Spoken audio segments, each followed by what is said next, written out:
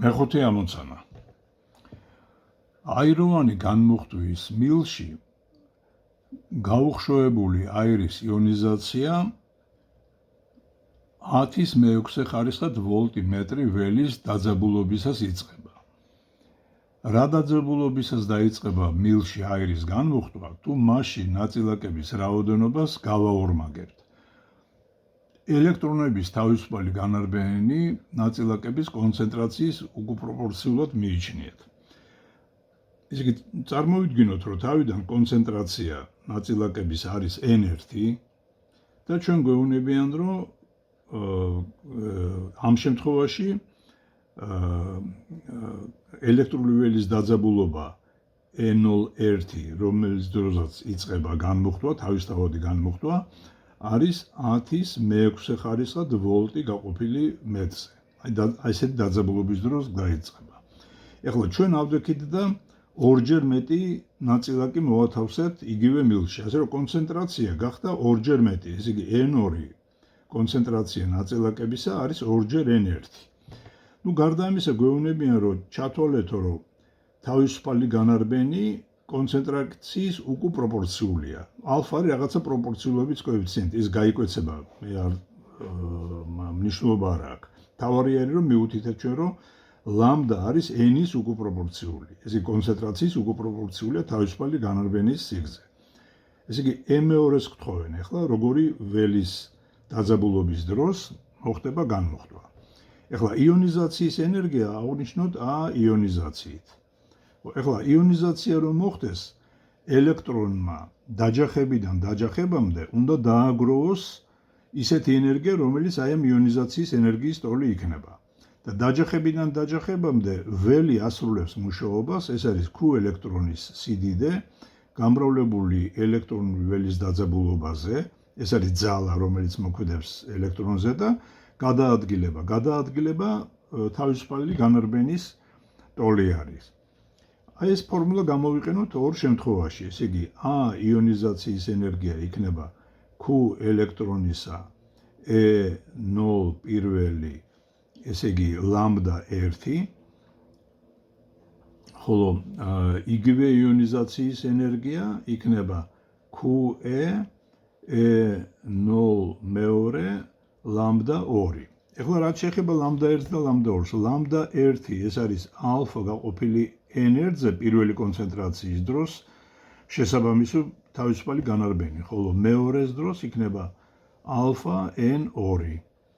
გავუტოლოთ ახლა ესენი ერთმანეთს QE ეს მოდული E0 პირველი ლამდა 1 არის QE-s მოდული E0 მეორე ლამდა 2.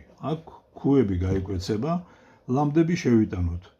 ისე E0 პირველი ალფა n1 უდრის E0 მეორე იგივე ალფა n2. აი როგორც გითხარით, ეს ალფები გაიკვეცება.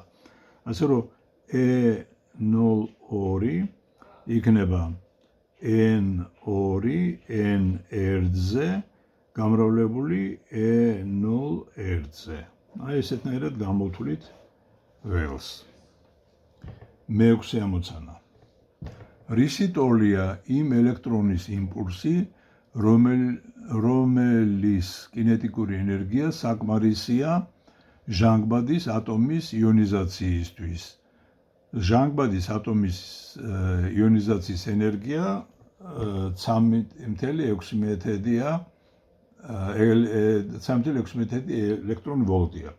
იონიზაციის ენერგია, მოდი ესე ვთქვათ, W იონიზაციის. ეს არის 13.6 ელექტრონ ვოლტი.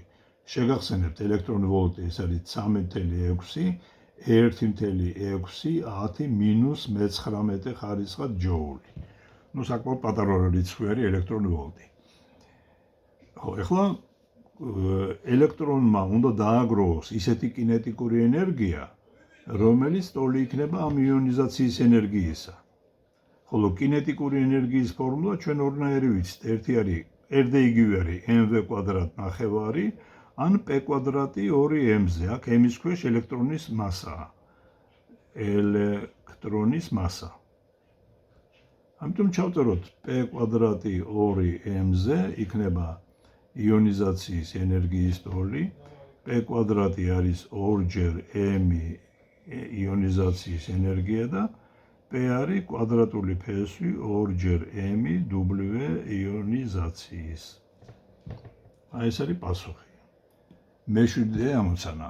იპოვეთ ელექტრული ველის დაძაბულობა, რომელზეც იწყება ბრტყელი კონდენსატორის შემონაფენებს შორის თავისთავადი განუხტვა, თუ მაქსიმალური მუხტი, რომელიც შესაძლებელია დაგროვდეს 5 მიკროფარადად ტევადობის კონდენსატორზე, 3-10-2 კულონის ტოლია. კონდენსატორის შემონაფენებს შორის მანძილი 1 მილიმეტრია. ჩავწეროთ მოცემულობა. ელექტროტევადობა არის 5 მიკროფარადა, ანუ 5-10-6 ხარისხად ფარადა. მუხტი მაქსიმალური, რომელიც შეუძლია დააგროვოს, ეგ არის 3-10-2 ხარისხად კულონი. ხოლო შემონაფენებს შორის მანძილი 1 მილიმეტრია. ეს არის 10-3 ხარისხად მეტრი. და რა დაძაბულობის დროს დაიწყება განმუხტვა. აი თქვათ, გვაქვს ეს კონდენსატორი. ის რომ დაამგროვებს მუხტს, ერთ შემონაფენზე დადებითი იქნება, მეორეზე უარყოფითი, აქ შეიქმნება ველი. და თუ ეს ველი საკმარისად დიდი არის, ესე იგი, მაშინ დაიწყება თავისუფალი განმუხტვა. და როცა გვეუბნებიან, რომ აი აგროვებს მაქსიმალურად ესეთ მუხტს, უფრო მეტს რატო ვერ აგროვებს? თუ მეტი მუხტი ექნება, უკვე აქ წარმოქმნილი ველი გამოიწვევს აქ არსებული ჰაერის იონიზაციას და ეს იონები მივა შესაბამისად საპირისპირო ნიშნის დამუხტულ ფირფიტებთან და ამ მუხტს შეამცირებს. აი ეს არის მთელი ფილოსოფია. ვიპოვოთ ესე იგი ძაბვა. გავიხსენოთ, რომ c ეს არის ტევადობა არის q გაყოფილი u-ზე, u არის ესე იგი q გაყოფილი c-ზე, ესე იგი და ელექტრული ველი იქნება u გაყოფილი d-ზე. აი ესეთნაირად დავითვლით აი ამ იმას რა ქვია ელექტრული ველის დაძაბულობას. u-ს მაგივრად შეგვიძლია დავწეროთ q c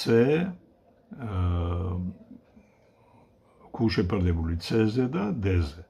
აი ეს იქნება ჩვენი საბოლოო პასუხი.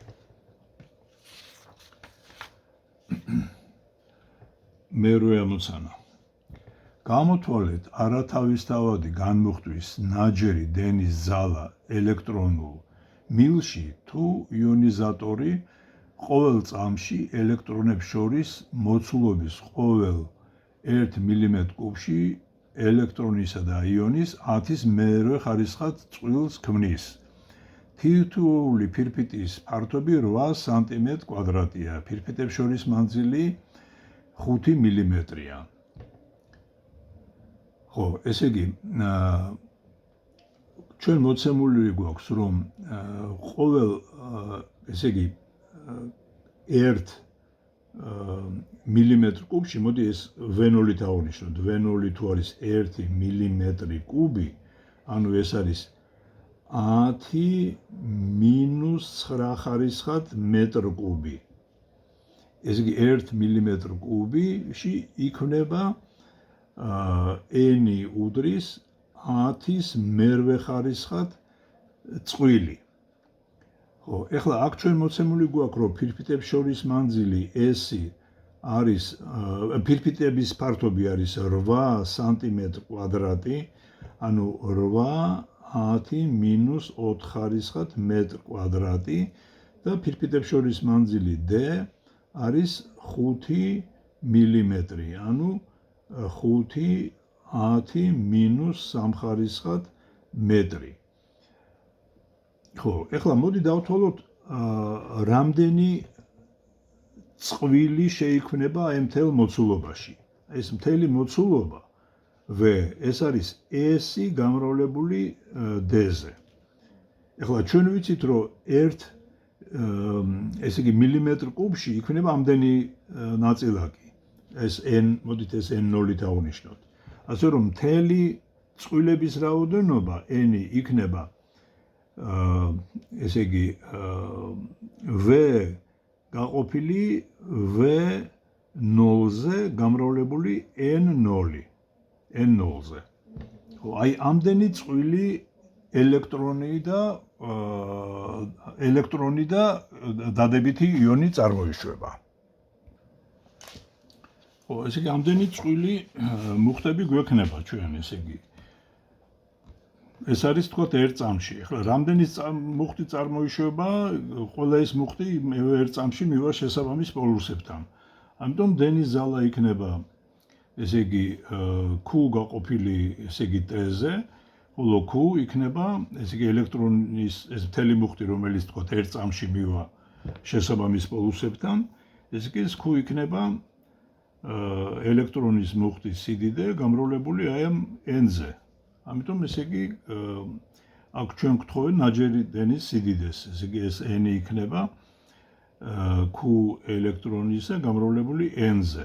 ესე იგი აქ უბრალოდ დრო არის ერთი წამი, ეს უნდა გავითვალისწინოთ, იმიტომ რომ აი ეს წყვილების რაოდენობა არის 10-ის მერვე ხარისხად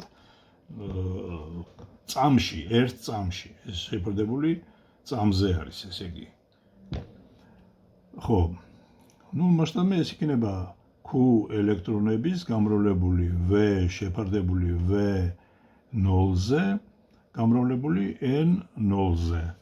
ნუ ეს უნდა იქნება 1.6 მინუს 19 ხარისხად, V არის 8 მინუს 4 გამრავლებული D-ზე 5 მინუს 3-ზე. ეს წყვილთა რაოდენობა არის 10-ის მერვე ხარისხად, ხოლო V0 არის 10 მინუს მე-9 ხარისხად. აი ესეთნაირად დავითვლით აი ამ დენს. მე-9 ამოცანა. რა სიჩქარე დაეჯახება ელექტრონი ანოდს თუ ვაკუუმური დიოდის კათოდსა და ანოდს შორის მანძილი და ელექტროველის დაძაბულობა შესაბამისად 1.2 სანტიმეტრია და დაძაბულობა 61,000 ვოლტი მეტრის ტოლია. ესე იგი E არის 61,000 ვოლტი გაყოფილი მეტრზე, მანძილი არის 1.2 სანტიმეტრი. რა სიჩქარით დაეჯახებაო, ესე იგი ანოდსო. ახლა ენერგია, რომელსაც შეიძენს ესე იგი ელექტრონი, ეს mv²-ნახევარი, ეს მოდის იმ მუშაობიდან, რომელსაც ელექტრული ველი ასრულებს. ეს არის Q ელექტრონისა გამრავლებული E-ზე, გამრავლებული D-ზე. აი აქედან შეგვიძლია, ნუ m-ის ქვეშ ელექტრონის მასა იგულისხმება და Q-ს ქვეშ ელექტრონის მუხტი. ეს იგი V² არის 2ჯერ Q ელექტრონისა E D-ზე შეფარდებული m-ზე და V იქნება ფესვი აქედან 2ჯერ Q ელექტრონისა E-ზე, D-ზე შეფარდებული m-ზე. ნუ მე-10 ამოცანა. იპოვეთ ელექტრონის იმპულსი ანოდთან დაჯახებისას თუ ანოდური ძაბვა ვაკუუმურ დიოდში 728 ვოლტია. ნუ საწყის სიჩქარე ჩათვალეთ 0-ის ტოლად. ნუ აქაც ანალოგიური ამოცანა გვაქვს, ესე იგი mv²-ნახევარი ეს კინეტიკური ენერგია, რომელიცაც შეიძენს ელექტრონი ანოდთან მისვლისას, ეს იქნება ელექტრონის მუხტი გამრავლებული ანოდურ ძაბვაზე. მეორე სრულ კინეტიკური ენერგია შეგვიძლია დავწეროთ როგორც p²2m-ზე. ეს არის Q ელექტრონისა გამრავლებული U-ზე. აქედან შეძენილი იმპულსი იქნება კვადრატული ფესვი 2m Q ელექტრონისა U-ზე. აქედან ფესვი.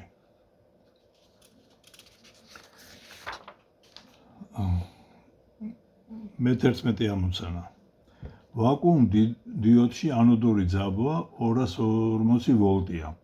იპოვეთ 100 წუთში კათოდიდან ანოდამდე ელექტრონების გადაადგილებაზე ელექტრული ძალების მიერ შესრულებული მუშაობა, თუ ყოველ წამში კათოდიდან 2/10-ის მე-10 ხარისხად ელექტრონი ამოიტყორცნება. ესე იგი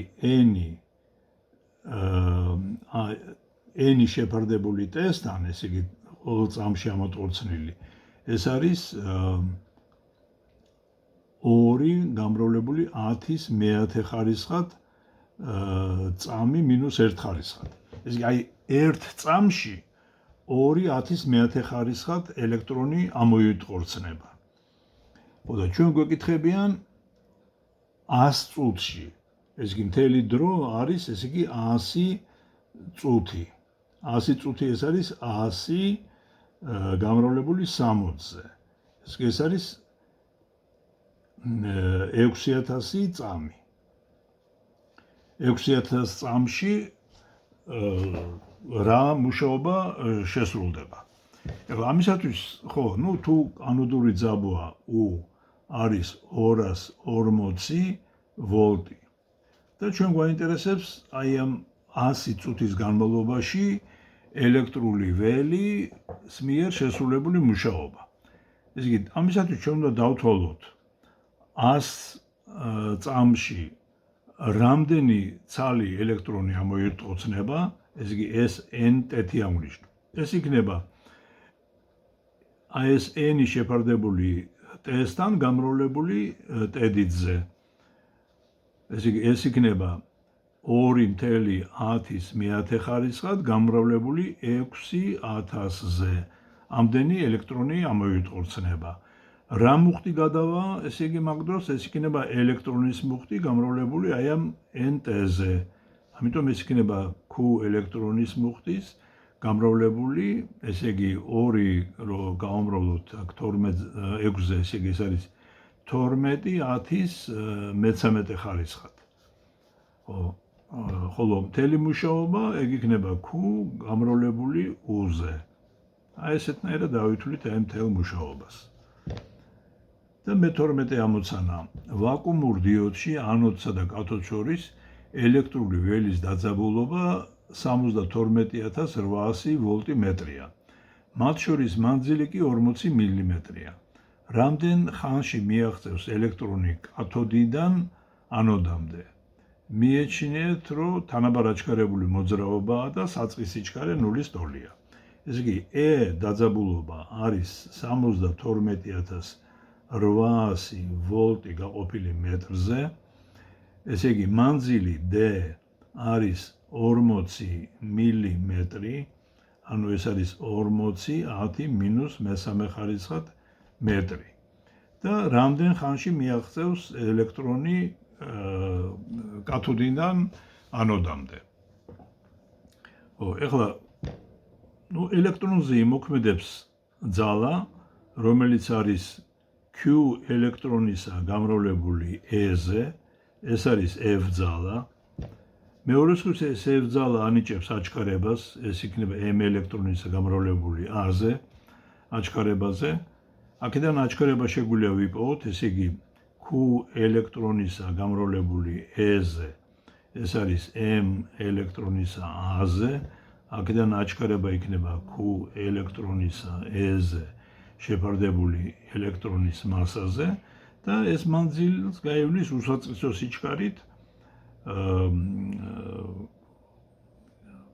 სიჩქარით აჩქარებულად. ამიტომ ეს იქნება AT კვადრატ ნახევარი. ასე რომ D-თვის ისა T აქედან იქნება კვადრატული ფესვი 2D შეფარდებული A-ზე. შევიტანოთ აქ, ესე იგი იქნება 2D ასმაგივრად Q ელექტრონისა E-ზე შეფარდებული M ელექტრონზე. ესეთნაირად მივიღეთ ეს ფორმულა. მეორე სხვანაირად შეგვეძლო დაგვეწერა Q ელექტრონისა გამრავლებული E-ზე და D-ზე ეს არის mv კვადრატ ნახევარი. ესე იგი, რა კინეტიკური ენერგია მიიღო საბოლოოდ ელექტრონმა? აი ესეთი კინეტიკური ენერგია მიიღო. ხო?